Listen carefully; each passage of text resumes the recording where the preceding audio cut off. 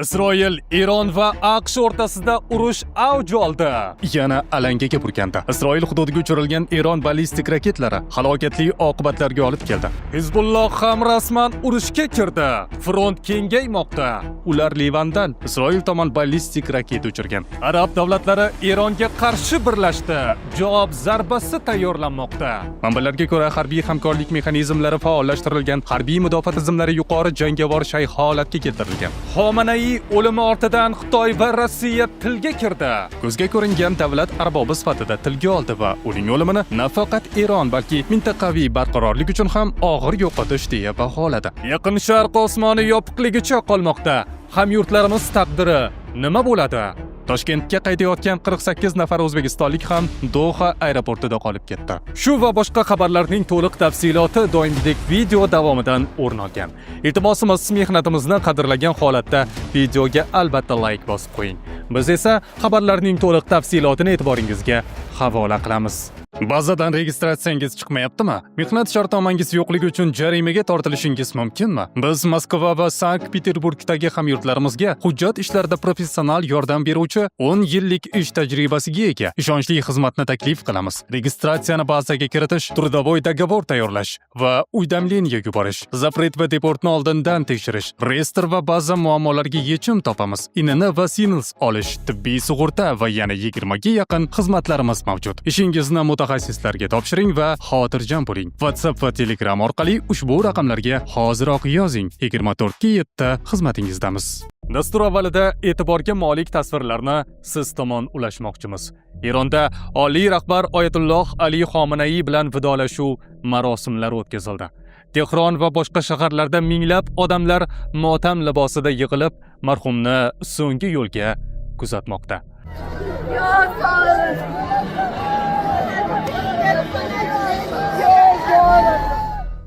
Angliyalik jurnalist shunday yozadi. Qo'shma Shtatlar va Isroil Oyatulloh Xomanaining o'ldirilishi millionlab eronliklar ko'chalarga chiqib, o'z hukumatiga qarshi qo'zg'olon ko'taradi deb o'ylagan edi. Biroq ular kutganidek bo'lmadi. Minglab odamlar ko'chaga chiqib, motam tutish va Eron bayrog'iga sodiqlik bildirish uchun jam bo'lishdi. Trump Eronga qarshi urush 4 hafta yoki undan kamroq davom etishini e'lon qildi. Ko'rinishidan ular tuzumni tezda ag'darib tashlashning iloji yo'qligini tushuna boshlashdi. Yaqin Sharqda urush alangasi tobora balandlamoqda. Osmonni yorib o'tgan raketlar, vayron bo'lgan uylar va tinch aholining qurbonlari mojaroning yanada xavfli bosqichiga o'tganini ko'rsatmoqda. Eron va Isroil AQSh o'rtasidagi to'qnashuv endi ochiq harbiy qarama-qarshilikka aylangan. Zarbalar birin-ketin berilmoqda. Front esa tobora kengaymoqda. So'nggi hujumlar oqibatida Isroilda halok bo'lganlar bor. AQSh harbiylari orasida ham yo'qotishlar qayd etildi. Mintaqa esa katta urush yoqasida turibdi. Isroil osmoni birinchi martadan ikkinchi marta o'tar kechasi yana alangaga burkandi. Isroil hududiga uchirilgan Eron ballistik raketlari halokatli oqibatlarga olib keldi. Quddus yaqinidagi Beit Shemesh shahriga kelib tushgan raketa turar joy binosini vayron qildi. Kuchli yong'in yuzaga keldi va kamida 9 kishi halok bo'ldi. 20 dan ortiq odam jarohat oldi. 3 nafar yaradorning ahvoli og'ir ekani aytilmoqda. Mahalliy ommaviy axborot vositalariga ko'ra, zarba sinagog yaqinidagi bomba panagoh hududiga ham ta'sir qilgan. Voqea joyida qutqaruv xizmatlari ishlamoqda. Vayronalar ostida yana qurbonlar bo'lishi mumkinligi istisno qilinmayapti. Ayni paytda mojaro faqat Isroil bilan cheklanib qolmayapti. AQSh mudofaa vazirligi Eronga qarshi harbiy harakatlar chog'ida 3 nafar amerikalik harbiy xizmatchi halok bo'lganini, 5 nafari og'ir yaralanganini tasdiqladi. AQSh markaziy qo'mondonligi Eron raketlari USS Abraham Lincoln aviatashuvchisiga yetib bormaganini va kema xavfsiz hududda qolayotganini ma'lum qildi. Fors ko'rfazi mintaqasida vaziyat yanada keskinlashmoqda. Birlashgan Arab Amirliklari hududida ham dastlabki qurbonlar qayd etildi. 3 kishi halok bo'lgan, qariyb 60 kishi yaralangan. Eron tomonida esa halok bo'lganlar soni 100 nafardan ortiq deyilmoqda. Rasmiy ma'lumotlarga ko'ra, harbiy harakatlar boshlanganidan buyon yuzlab raketa va dronlar mintaqa havo kengliklariga kirgan. Bu esa urush fronti tobora kengayayotganidan darak bermoqda. Shu daqiqalarda esa jangovar harakatlar yanada avj olgan. Tehron va Eronning boshqa shaharlarida ham portlashlar yangramoqda. AQSh harbiy aviatsiyasi Siston Balujiston viloyatidagi Chabahar shahrida joylashgan Shahid Beheshti portiga zarba bergani haqida xabarlar tarqaldi. Shuningdek, Eron davlat televideniyasi iri binosi ham bombardimon qilingani aytilmoqda. Isroil armiyasi Eronga yangi zarbalar to'lqinini boshlaganini ma'lum qildi. Saharlab Tehronda birdaniga bir nechta kuchli yong'in sodir bo'lmoqda. Isroil harbiy havo kuchlari Dahiye tumani va Beyrut xalqaro aeroportiga ham zarba berdi. Urushga rasman Hizbulloh kuchlari ham qo'shildi. Ular Livandan Isroil tomon ballistik raketa uchirgan. Donald Tramp AQShning Eronga qarshi operatsiyasi rejadan oldinda ketayotganini bildirib, 48 nafar yetakchi bir zumda yo'q qilindi deya bayonot berdi. U o'zining Truth Social tarmog'iga joylagan so'nggi bayonotida AQSh kuchlari Eronning 9 ta kemasini yo'q qilganini va cho'ktirganini ma'lum qildi. Uning so'zlariga ko'ra, bu kemalarning ayrimlari nisbatan yirik va strategik ahamiyatga ega bo'lgan. Qolganlari ham nishonga olingan va yaqin vaqt ichida yo'q qilinishi mumkin. Shuningdek, Tramp boshqa bir zarba natijasida Eron dengiz shtabiga ham jiddiy talafot yetkazilganini bildirgan. Biroq u ayni paytda Eron harbiy dengiz kuchlarining faoliyatini ham e'tirof etib, ularning jangovar tayyorgarligi va harakatlarini yuqori baholaganini qo'shimcha qilgan. Benyamin Netanyahu esa Isroil yaqin kunlarda Eronga zarbalarni yanada kuchaytirishini ma'lum qildi.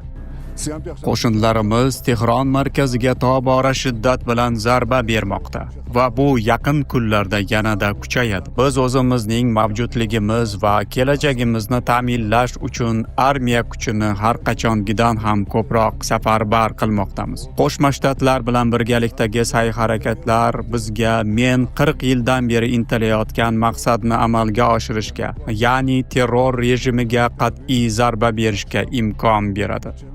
Mintaqada vaziyat soat sayin o'zgarib bormoqda. Tomonlar o'zaro ogohlantirishlar va keskin bayonotlar fonida yangi zarbalarni davom ettirmoqda. Yaqin Sharq keng ko'lamli urush yoqasiga kelib qolgan va hozircha to'xtash alomatlari ko'rinmayapti. Yaqin Sharqda vaziyat misli ko'rilmagan darajada keskinlashmoqda. Eron tomonidan Saudiya Arabistoni va bir qator arab davlatlariga yo'llangan raketa hujumlari mintaqadagi siyosiy muvozanatni izdan chiqarib yubordi.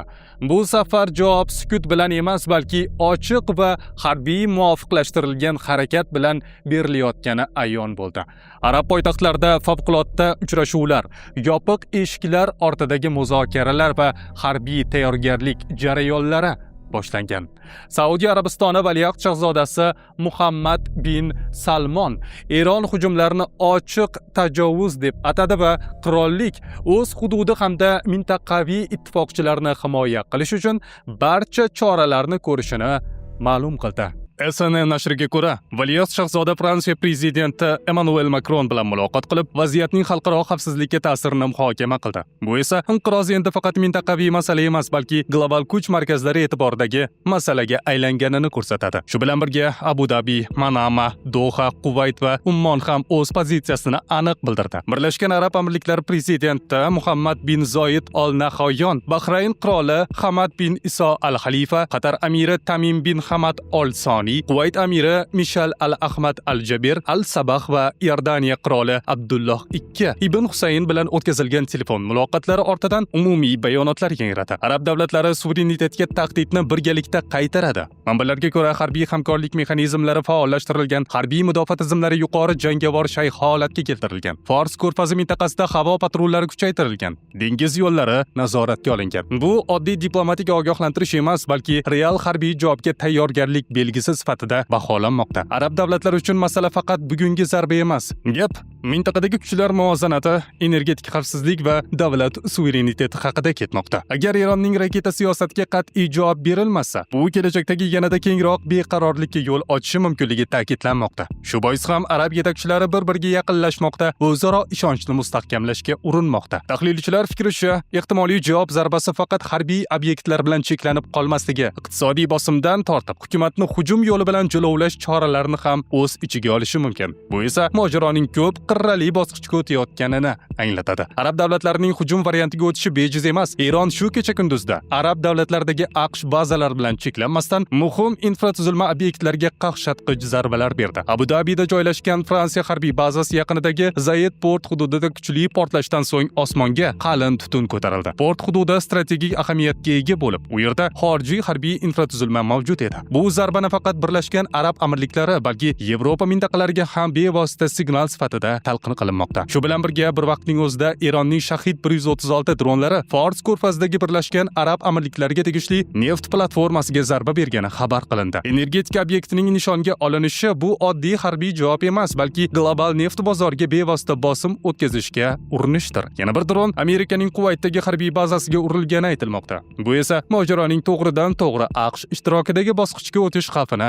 kuchaytiradi. Sharjada savdo markaziga dron zarbasi berilgani haqidagi xabarlar esa vaziyatni yanada dramatik tusga kiritdi. Yong'in chiqqani, ichkarida odamlar qolib ketgan bo'lishi mumkinligi aytilmoqda. Fuqarolik obyektlarning nishonga olinishi mintaqada vahima va g'azab to'lqinini kuchaytirmoqda. Fors ko'rfazi suvlarida esa yangi xavfli epizod yuz berdi. Ommon ko'rfazida Gulf Al Oman hududida harakatlanayotgan Skylight neft tankerida yong'in chiqqani xabar qilindi. Dengiz savdo yo'llarining beqarorlashuvi xalqaro yuk tashish va energetika ta'minotiga jiddiy tahdid solmoqda. Eron bu hujumlar qo'shnilarga emas, balki faqat va faqat Isroilga hamda Amerikaning yaqin sharqdagi harbiy bazalariga qarshi qaratilganini ta'kidlamoqda. Mintaqa hozir tarixiy burilish nuqtasida turibdi. Arab davlatlari o'rtasidagi birdamlik bayonotlari real harakatga aylanishi ehtimoli kuchli. Agar javob zarbasi amalga oshirilsa, bu yaqin sharqni katta urush o'chog'iga aylantiradi.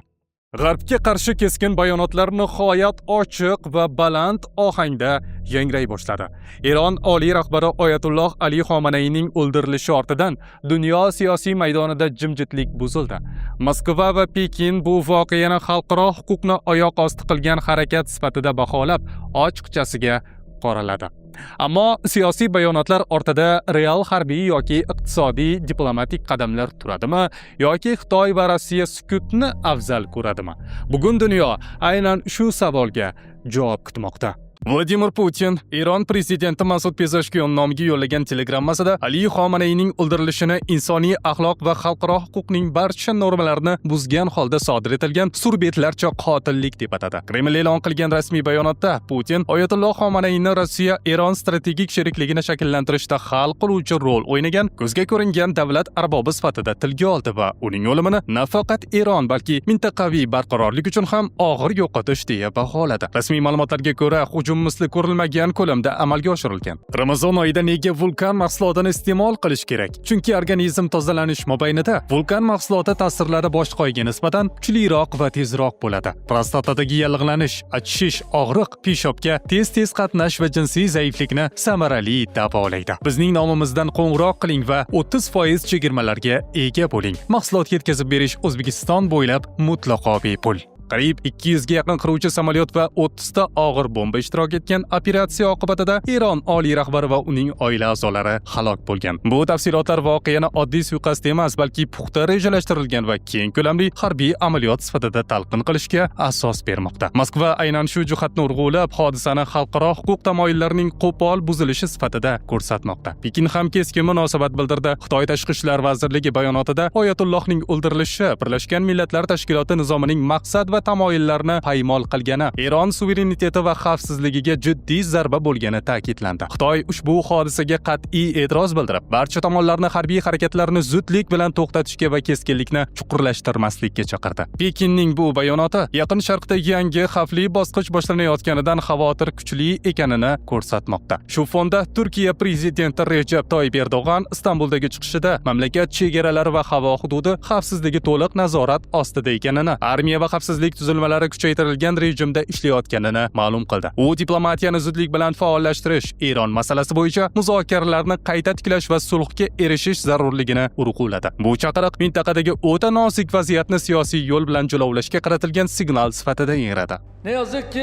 Biz bugungi Eron suverenitetini ochiqdan ochiq buzuvchi hamda do'st va qardosh Eron xalqi tinchligiga tahdid soluvchi hujumlarni qoralaymiz. Isroilning provokatsiya operatsiyalari bilan boshlangan Amerika-Isroil hujumlaridan chuqur qayg'udamiz va xavotirdamiz. Bilasizki, biz uzoq vaqt davomida kelishmovchiliklarni muloqot yo'li bilan hal qilish uchun ulkan sa'y-harakatlarni amalga oshirdik. Mintaqamizdagi boshqa davlatlar ham qo'llaridan kelgan barcha ishni qildilar. Biroq tomonlar o'rtasidagi ishonch inqirozni yengib o'tib bo'lmadi. Shuningdek, Isroilning jarayonni barbod qilishga bo'lgan davomiy urinishlari sababli kutilgan natijaga erishilmadi. Xomanayning o'limi Yaqin Sharqdagi kuchlar muvozanatini tubdan o'zgartirishi mumkin. Rossiya buni ochiqchasiga qoralab, G'arb bilan qarama-qarshilik chizig'ini yanada keskinlashtirdi. Xitoy suverenitet va xalqaro huquq masalasini o'rtaga tashlab, global tartibning yemirilishi xavfiga ishora qildi. Turkiya esa ehtiyotkor diplomatik ohangni tanlab, vaziyatni muzokara stoliga qaytarishga urinmoqda. Bir voqea, bir suiqasd, ammo uning aks sadosi Kreml, Pekin va Istanbuldan yangramoqda. Savol endi bitta. Bu hodisa mintaqani keng ko'lamli mojaroga sudrab kiradimi yoki yirik davlatlar diplomatiyasi uni jilovlay oladimi? Dunyo nigohi Tehron atrofida jamlangan pallada har bir bayonot va har bir harakat global siyosatning keyingi sahifasini belgilab bermoqda. Yaqin Sharq bo'ylab davom etayotgan harbiy harakatlar tufayli 2-mart kuni ham aeroportlar yopiqligicha qoldi. Bu haqda mahalliy nashrlar xabar berdi. Isroil, Qatar, Suriya, Eron, Iroq, Kuvayt, Bahrayn va Birlashgan Arab Amirliklari o'z havo hududini yopgan. Emirates Airlines aviakompaniyasi Dubayga va undan qaytadigan barcha reyslarni kamida 1-mart kuni tushgacha ham to'xtatgan. Qatar Airways ma'lumotlariga ko'ra, Qatar aeroporti kamida 2-mart tongigacha yopiq bo'ladi. Eron va Isroil ham o'z havo hududlarini noma'lum muddatga yopgan. Bu Yaqin Sharqdagi asosiy havo tugunlari Dubay, Abu Dhabi va Doha aeroportlarining yopilishiga olib kelgan. Mintaqaviy aviakompaniyalar 1800 dan ortiq reysni bekor qilgan. Sirium aviatsiyasi tahliliy kompaniyasining ma'lumotlariga ko'ra, ushbu aeroportlarda faoliyat yurituvchi 3 ta yirik aviakompaniya Emirates, Qatar Airways va Etihad odatda kuniga 90 mingga yaqin yo'lovchiga xizmat ko'rsatadi. Aeroportlarda esa 10 minglab sayyohlar qolib ketgan. Qatar havo hududining vaqtincha yopilishi oqibatida Toshkentga qaytayotgan 48 nafar o'zbekistonlik ham Doha aeroportida qolib ketdi. Bu haqda mamlakatning Dohadagi elchixonasiga tayanib Dunyo axborot agentligi xabar berdi. Qayd etilishicha, Yaqin Sharqdagi so'nggi voqealar tufayli Qatarda bo'lib turgan 600 ga yaqin O'zbekiston fuqarosi orasida jabrlanganlar aniqlanmagan. Aviakompaniyalar favqulodda vaziyat sabab yo'lovchilarni mehmonxona bilan ta'minlay olmagan. Biroq elchixona xodimlari zudlik bilan aeroportga yetib borgan. Muzokaralar natijasida O'zbekiston fuqarolari, jumladan ijtimoiy tarmoqlar orqali yordam so'raganlar vaqtinchalik mehmonxonalarga joylashtirilgan. Qatar havo hududi ochilib, parvozlar tiklanishi bilan fuqarolarimizning vatanga xavfsiz qaytishi ta'minlanadi. Vaziyat elchixonaning doimiy nazoratida bo'lib, yo'lovchilar ro'yxati muntazam yangilanib borilmoqda, deyiladi xabarda. Diplomatik vakolatxona fuqarolarni vahimaga tushmaslikka, faqat rasmiy manbalarga tayanishga hamda xavfsizlik yuzasidan odamlar gavjum joylardan saqlanib, mahalliy qonun qoidalariga amal qilishga chaqirmoqda. Yaqin Sharq mintaqasida yuzaga kelgan vaziyatning keskinlashuvi hamda havo makonidan foydalanish bo'yicha joriy etilgan vaqtinchalik cheklovlar sababli haj va umra safarlari ham kechiktirilmoqda. Bu haqda Din ishlari bo'yicha qo'mita xabar berdi. Bildirilishicha, bugun 2-mart kuni O'zbekiston musulmonlari idorasi tomonidan rejalashtirilgan Toshkent-Jidda yo'nalishidagi navbatdagi umra ziyoratchilari reysi ham ma'lum muddatga qoldirildi. Aviaqatnovlar qayta tiklanishi haqida rasmiy manbalar orqali qo'shimcha axborot beriladi. Yurtdoshlarimizdan ushbu holatni to'g'ri qabul qilishlarini va rasmiy ma'lumotlarga tayanib ish yuritishlarini so'raymiz, deyiladi xabarda. Bizda hozircha shular. Voqealar vojini bizning kanalda kuzatib boring. Kanalimizda yangi bo'lsangiz, obuna bo'lib qo'yishni, AQSh va Isroil Eron urushiga doir eng so'nggi xabarlardan birinchilardan bo'lib boxabar bo'lish uchun qo'ng'iroqchani bosib qo'yishni unutmang. Biz yana ko'rishamiz. O'zingizni ehtiyot qiling.